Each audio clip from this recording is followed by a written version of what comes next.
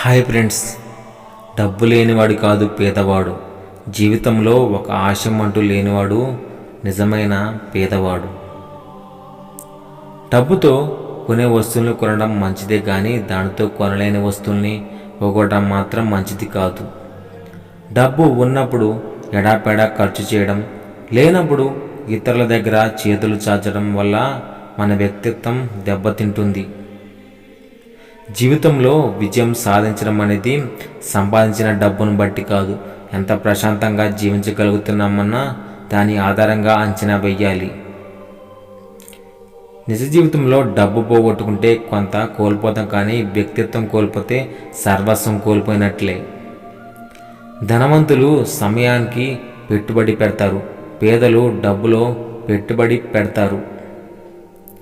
ఒక తెలివైన వ్యక్తి తలలో డబ్బు ఉండాలి, కానీ అతని హృదయంలో ఉండకూడదు. జీవితంలో విజయం సాధించడం అనేది సంపాదించిన డబ్బును బట్టి కాదు, ఎంత ప్రశాంతంగా జీవించగలుగుతామన్న దాని ఆధారంగా అంచనా వేయాలి. మంచి పేరు డబ్బు కంటే విలువైనది. జీవితానికి కొలమానం డబ్బు కాదు, సంతృప్తి, సంతోషం.